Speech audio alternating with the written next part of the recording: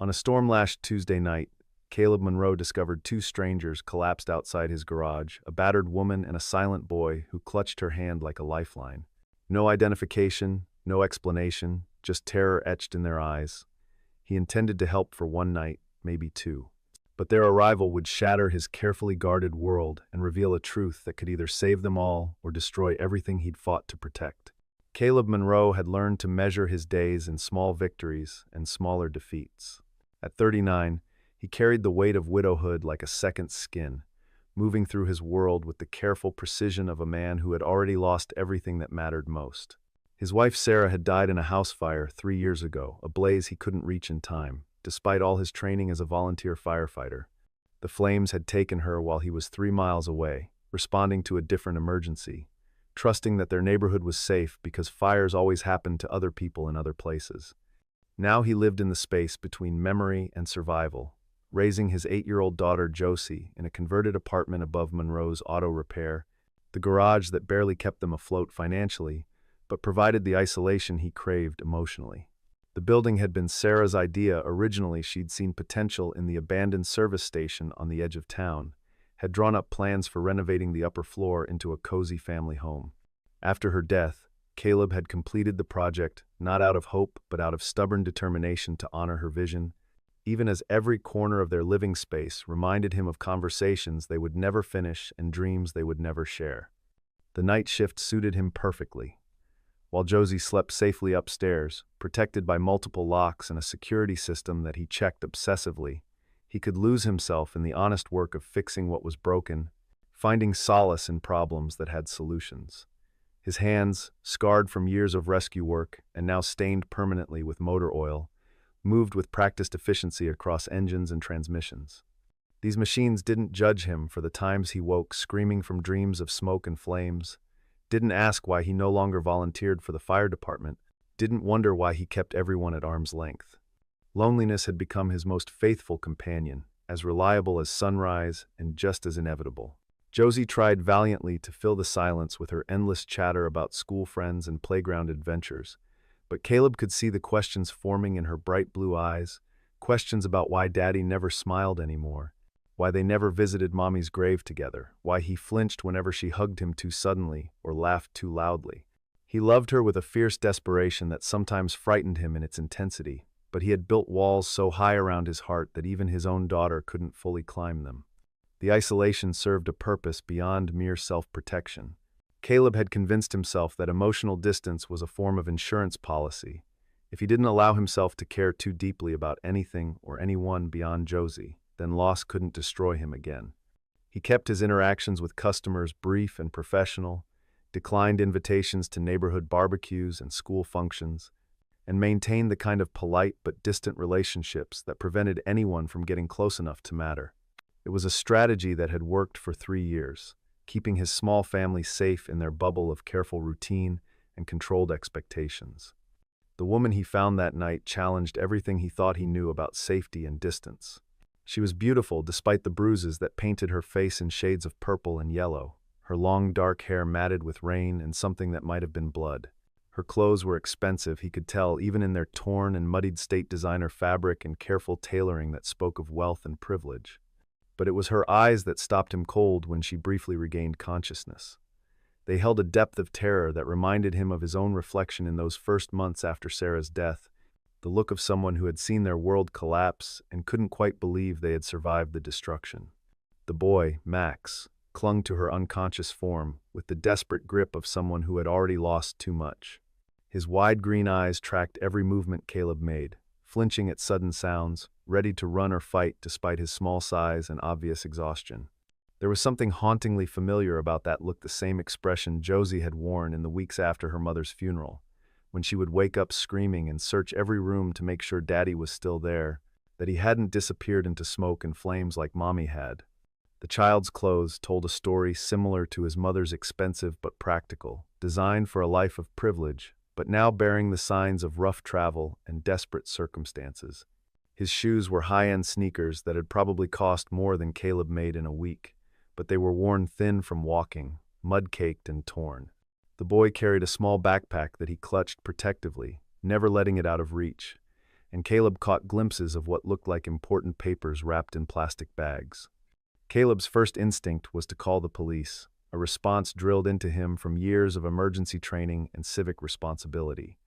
But something held him back as he studied the pair more carefully. Maybe it was the way Max had positioned himself protectively over the woman, or the expensive medical bandaging he glimpsed beneath her torn sleeve, too professional and recent for a typical domestic violence situation.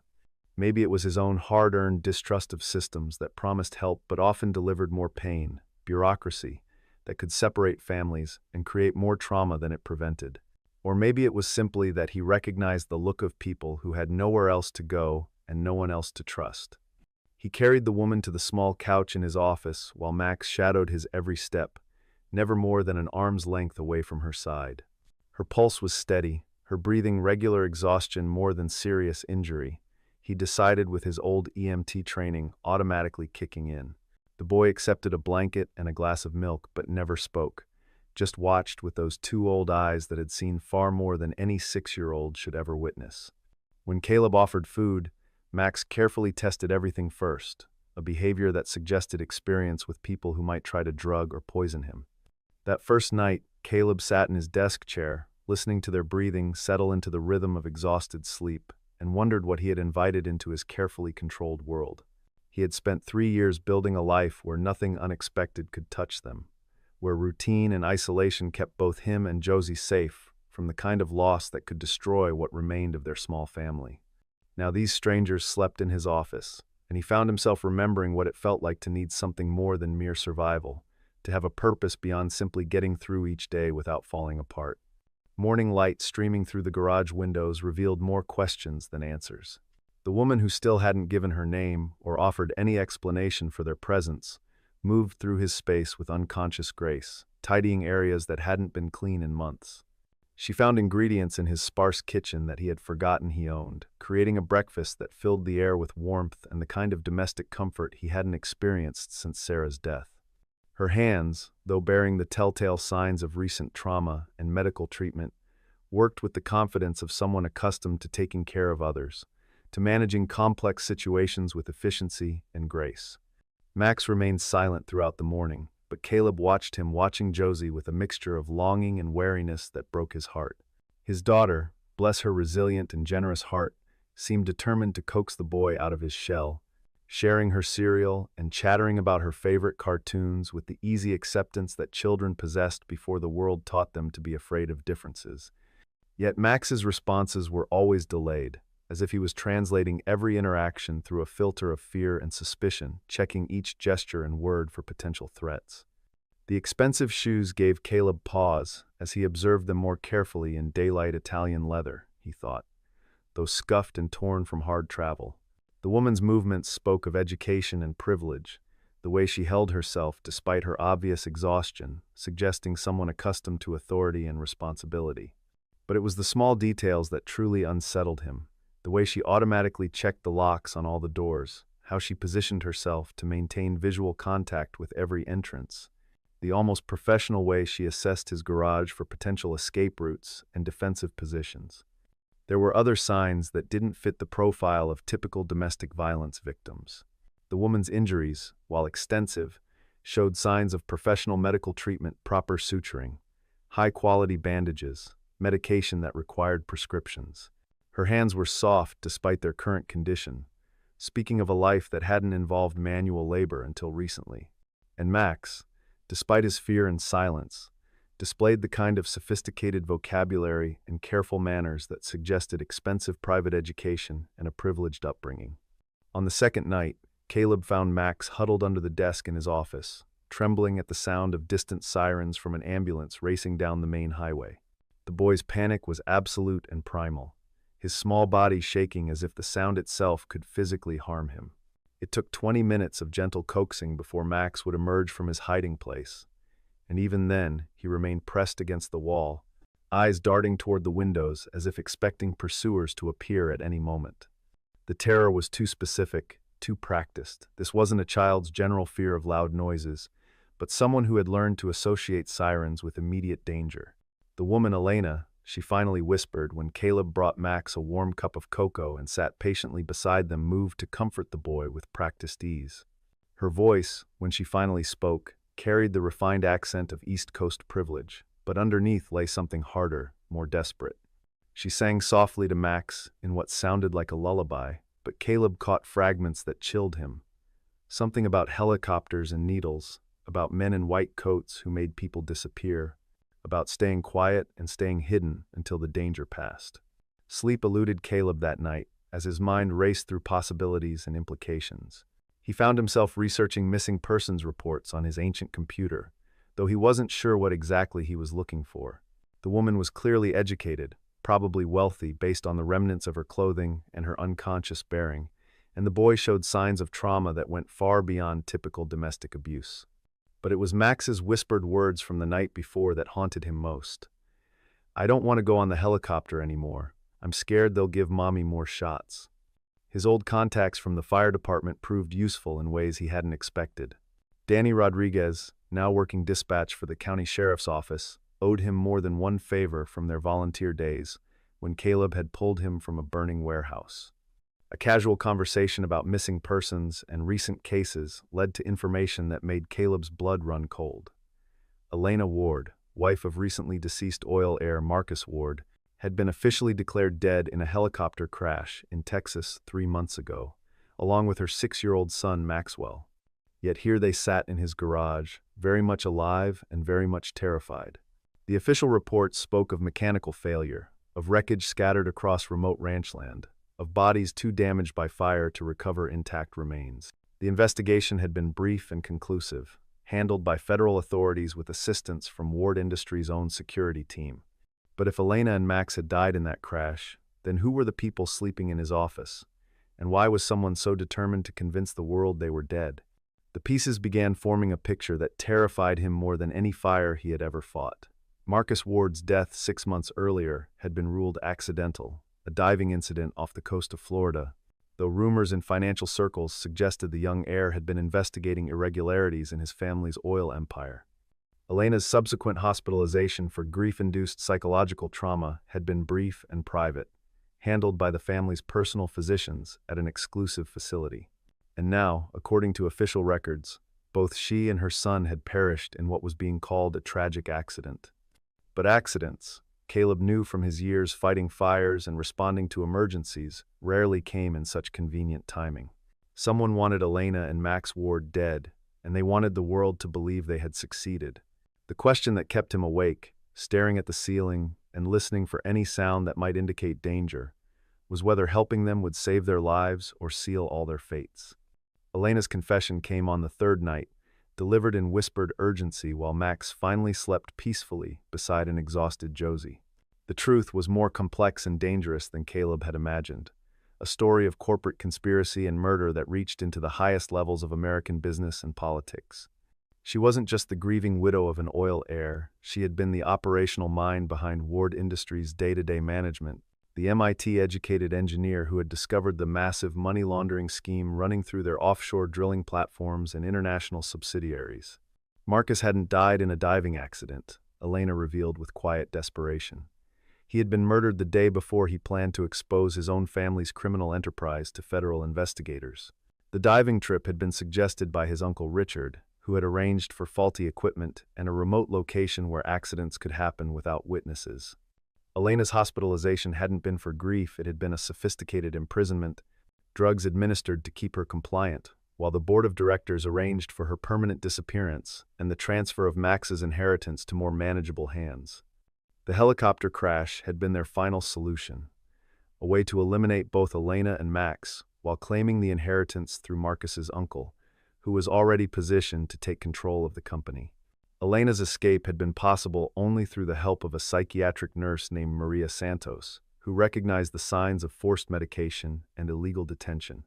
Together, they had staged Elena's death during a planned transport, using a combination of Elena's inside knowledge of corporate security and Maria's access to medical records to falsify the crash reports. For 3 months, they had lived as ghosts, staying ahead of private investigators and corporate security while Elena gathered evidence of the conspiracy that had destroyed her family. She had hidden copies of financial records, communication logs, and documented proof of the money laundering operation in safe deposit boxes across multiple states. But Maria had been caught 2 weeks ago, arrested on fabricated charges that would keep her silenced in federal prison, and Elena knew it was only a matter of time before their location was discovered.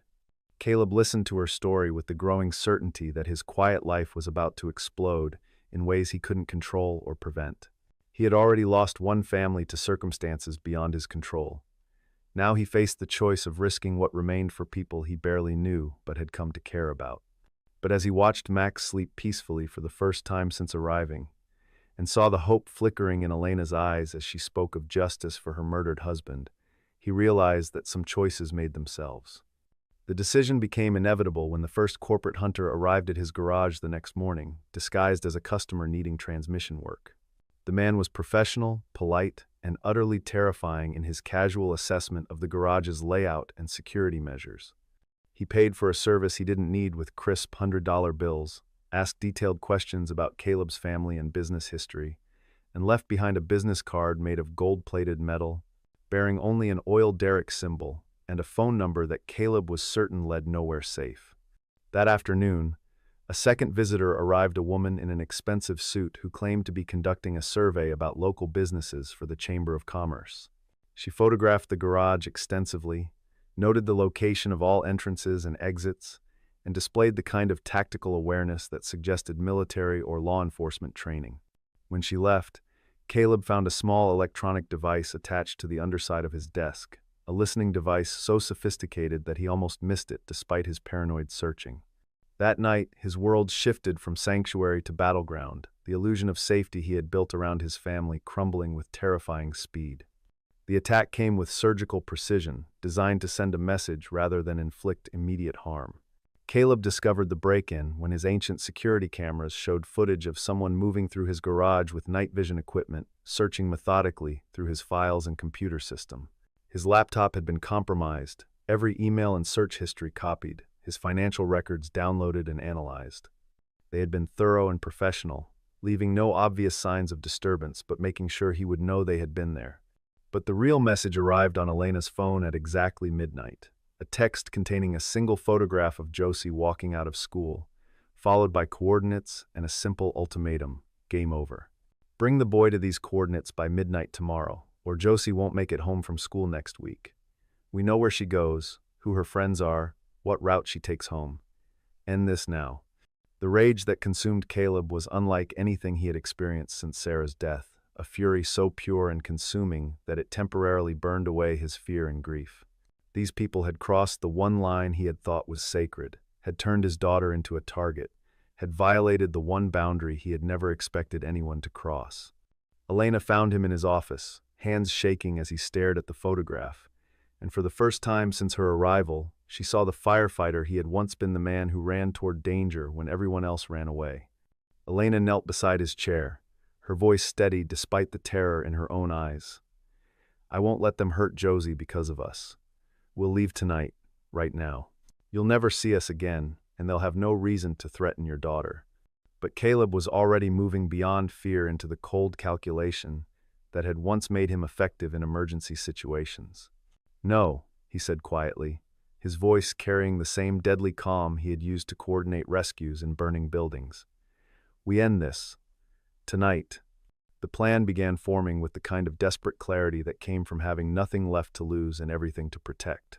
Elena's knowledge of Ward Industries' security protocols, combined with Caleb's understanding of tactical thinking from his firefighting days, created possibilities that neither could have achieved alone. They would give the corporation exactly what they wanted: a public transfer of Max Ward to his legal guardians, but they would do it in a way that exposed the entire conspiracy to the light of media attention and federal investigation. Elena's revelation came as they planned their counterattack, delivered with the quiet intensity of a confession that had been carried too long. Caleb, she said, studying his face in the dim light of the garage office, I know you. You probably don't remember it was 8 years ago, the oil platform explosion off the Alaska coast. I was there as part of an inspection team when the rig caught fire. The memory hit him like cold water, sudden and overwhelming. Alaska, his last major deployment with the volunteer firefighting unit before Sarah's death. The offshore platform engulfed in flames, workers trapped in the superstructure as the ocean burned around them in an apocalyptic vision of industrial disaster. He had gone in with the helicopter rescue team, rappelling through smoke and heat that should have killed anyone who ventured into its embrace, searching for survivors in a maze of twisted metal and chemical fire. There had been a woman, an executive from the oil company, trapped in an office as the metal around her began to buckle and melt. He had found her unconscious from smoke inhalation, her expensive suit singed and her face streaked with soot and tears. The evacuation had been desperate and dangerous, carrying her through corridors that were collapsing around them while the platform's structure groaned and shifted beneath their feet. "You carried me out," Elena continued, her voice breaking slightly with emotion, "through fire that should have killed us both. You told me to keep my eyes closed and trust you, that you wouldn't let the flames take me. I never forgot your voice, or the way you stayed calm when everything was falling apart around us." Caleb stared at her, seeing past the bruises and fear to the face he had glimpsed only briefly 8 years ago, streaked with soot and tears as he had carried her to the evacuation helicopter. "Elena Ward," he whispered, the pieces finally clicking into place with devastating clarity. "You were Ward Industries' safety inspector. You were there trying to prevent accidents like that one. And now I'm trying to prevent crimes much worse than accidents," she replied with quiet determination. "You saved me from fire once. I'm trusting you to save me from something much more dangerous, the people who are supposed to protect us." The weight of destiny settled around them like a familiar burden, the sense that their meeting had been inevitable rather than random. Caleb had spent 3 years running from his role as a rescuer, convinced that his failure to save Sarah meant he was no longer worthy of saving anyone. But here was Elena, offering him not just redemption, but the chance to protect not only his own daughter, but a boy who had become like a son to him in just a few short days. The confrontation would happen on their terms, in front of cameras and witnesses, with enough evidence to ensure that Ward Industries' conspiracy could never be buried again. It was dangerous, probably desperate, and absolutely their only chance of survival. But it was also the kind of challenge that reminded Caleb why he had become a firefighter in the first place, because sometimes the only way to save lives was to risk everything. "All right," Caleb said, reaching for his phone to begin making the calls that would either free them all or destroy everything he had left. "Let's end this." The staged handover took place in the parking lot of the county courthouse, chosen for its public location and the presence of multiple security cameras that would record everything. Caleb had spent the morning contacting every news outlet within 100 miles, spinning a story about a custody dispute involving the presumed dead Ward heirs that was guaranteed to draw media attention. Elena, meanwhile, had used her remaining contacts in the financial world to ensure that federal investigators would be monitoring the situation. The Ward Industries representatives arrived in forced black SUVs with tinted windows, private security contractors who moved with military precision, and at their center, an older man in an expensive suit who Caleb recognized from news photographs as Richard Ward, the corporation's current CEO and Marcus Ward's uncle. The man carried himself with the arrogance of someone who had never been told no, who believed that money and power could solve any problem and silence any inconvenient truth. Max clung to Elena as they approached the predetermined meeting point, his small body trembling with fear, but his eyes showing a new kind of courage that hadn't been there a week ago. Over the past few days, he had begun to trust Caleb in ways that went beyond mere dependency, and that trust had given him strength to face the monsters who had destroyed his family and stolen his childhood. Elena carried with her a briefcase containing 8 years of financial records, communication logs, and documented evidence of the money laundering operation that had led to her husband's murder. Hidden cameras, arranged by Caleb's friend Danny at the sheriff's office, recorded every word and gesture as the corporate delegation attempted to take custody of the boy they believed to be their key to billions in oil revenue. The moment Richard Ward reached for Max, Elena stepped forward and opened her briefcase with theatrical precision. "Before my son goes anywhere," she announced in a voice that carried clearly to every camera and microphone, "I think the public should know why you've spent 6 months trying to kill us." The explosion of activity that followed was controlled chaos orchestrated by careful planning. Richard Ward's security team moved to contain the situation, but found themselves surrounded by county sheriff's deputies who had been positioned throughout the parking lot. Elena's evidence was already being live-streamed to news outlets and federal databases, uploaded through secure connections that Danny had established through his law enforcement networks. As the media swarmed and federal agents arrived to take Richard Ward and his associates into custody, Caleb found himself holding Max while Elena fielded questions from reporters and investigators. The boy's trembling had stopped, replaced by a kind of wonder as he watched the adults who had terrorized him being led away in handcuffs. "Is it over?" Max whispered against Caleb's shoulder. "Yeah, buddy," Caleb replied, surprised by the emotion in his own voice. "It's over." But endings, he was learning, were really just new kinds of beginnings. The legal aftermath moved with surprising speed, driven by media attention and federal prosecutors who smelled career-making headlines. Elena's evidence proved overwhelming, leading to indictments not just of Richard Ward and his immediate conspirators, but of a network of corrupt officials and business partners spanning multiple states. Ward Industries' board of directors was dissolved, its assets frozen pending investigation, and its offshore operations shut down permanently. Elena found herself restored not just to life but to a position of power she had never asked for and wasn't sure she wanted. As the rightful heir to Marcus Ward's estate and the widow with legal standing to represent Max's interests, she suddenly controlled one of the largest oil fortunes in North America. But power, she discovered, felt different when it came with the responsibility of protecting the people who had saved her life. Her first decision was to establish the Phoenix Foundation, a nonprofit organization dedicated to helping children who had been victims of family violence and corporate crime.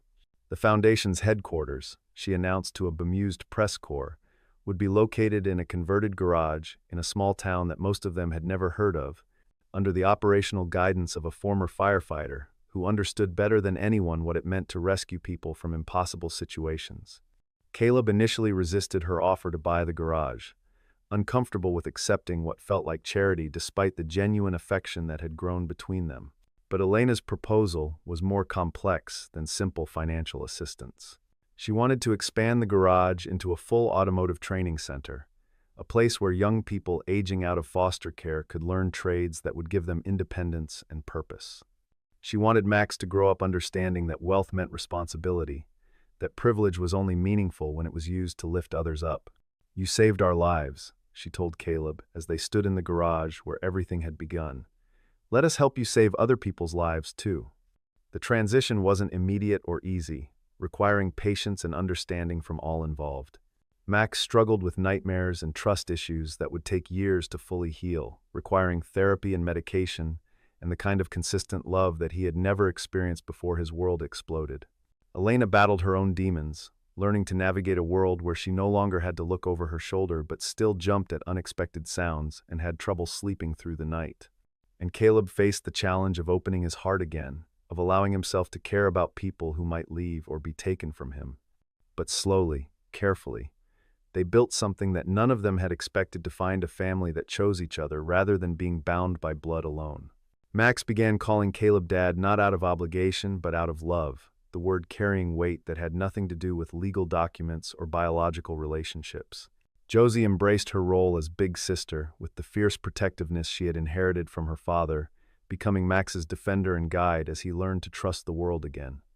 Elena's feelings for Caleb developed with the patient inevitability of sunrise, rooted in gratitude but growing into something deeper and more complex.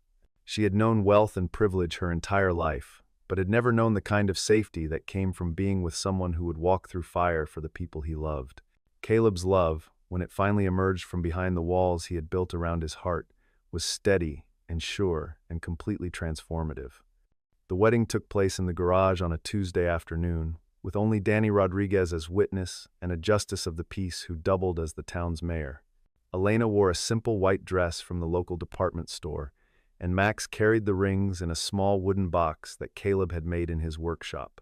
Josie threw flower petals that she had picked from the wild roses growing behind the building, and everyone cried except Max, who grinned with the pure joy of a child who finally understood what security felt like.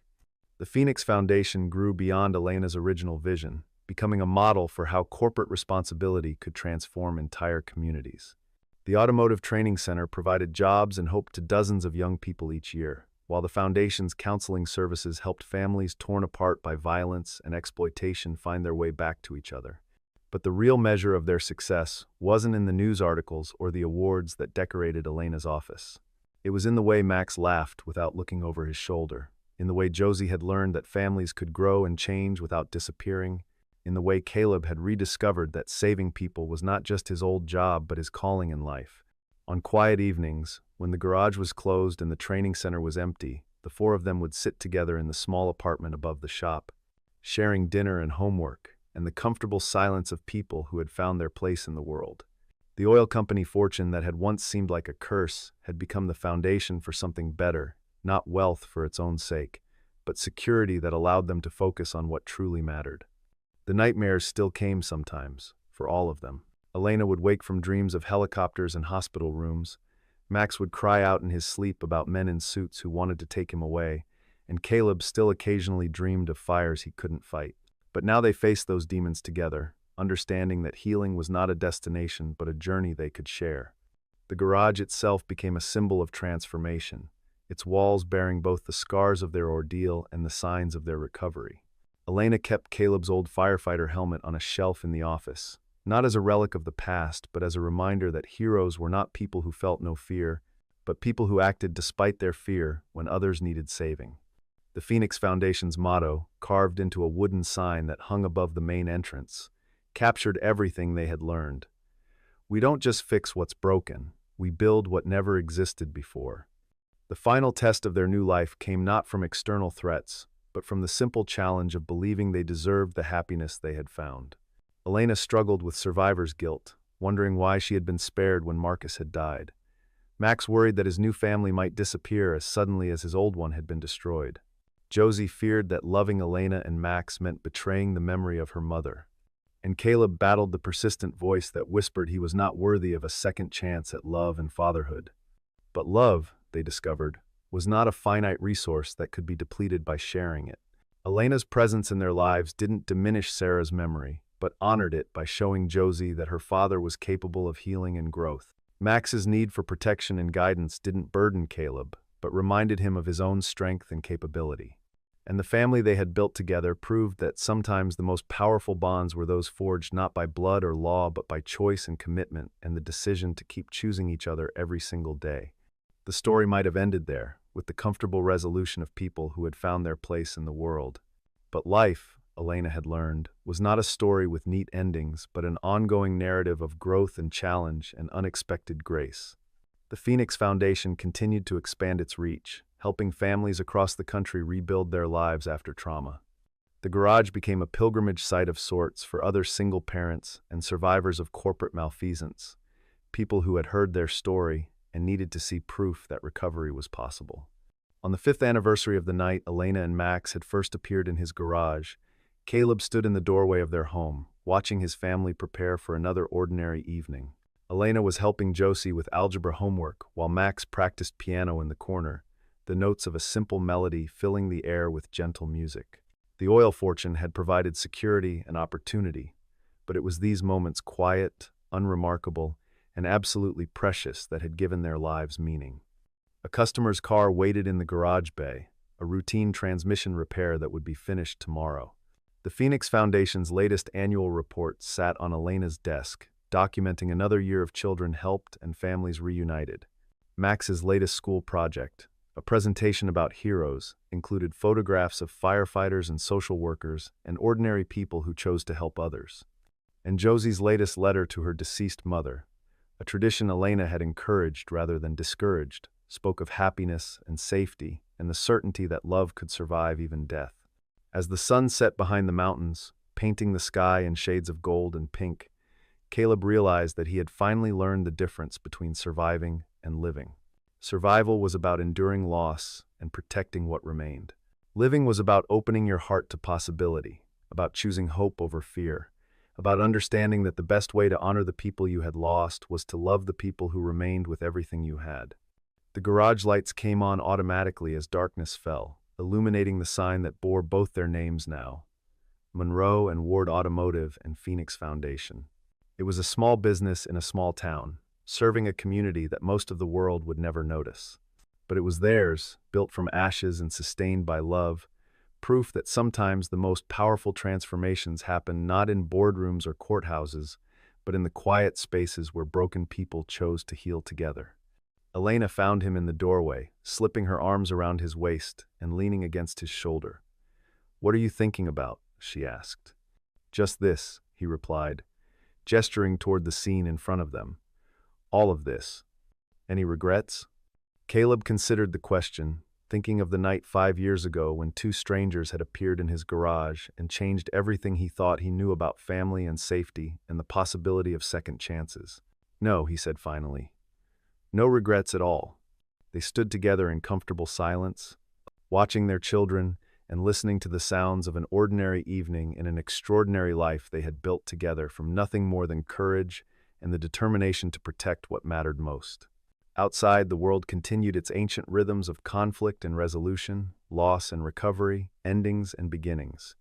But inside their small circle of light and love, they had found something that no corporation could steal and no tragedy could destroy. The simple, revolutionary act of choosing hope over fear every single day for the rest of their lives.